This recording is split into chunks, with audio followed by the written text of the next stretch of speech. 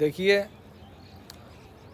نماز ہم اس لیے نہیں پڑھتے ہیں، ہمیں نماز میں زور اس لیے آتا ہے، نماز میں سستی غفلت اس لیے آتی ہے کیونکہ ہم نماز کو سمجھتے نہیں ہیں۔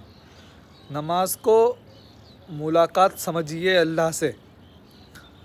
جب آپ تکلیف میں ہوتے ہیں، ہر انسان کو کوئی نہ کوئی کچھ نہ کچھ تکلیف ہوتی ہے، تو اب ہم نماز پڑھنے جاتے ہیں تو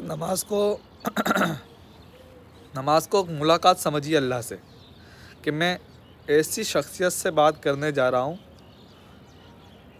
جو پورے عالم کے نظام کو چلا رہا ہے۔ جب ہم ایسی سوچ بنائیں گے نا نماز پڑھنے کے لیے، پھر دیکھیے نماز میں کیسا دل لگے گا۔ تو نماز کو ملاقات سمجھیے اور نماز کو اپنے وقت پر، مقرر وقت پر پڑھنے کی پوری سے پوری کوشش کیجیے۔ نہیں تو کیا ہوتا ہے کہ جیسے اذان ہو گئی، ہم نے ٹال دیا، ابھی چاہیں گے نہیں، اذان ہو گئی، بس اذان ہوتے ہی ہمیں اپنا کام چھوڑنا ہے اور نماز کے لیے جانا ہے۔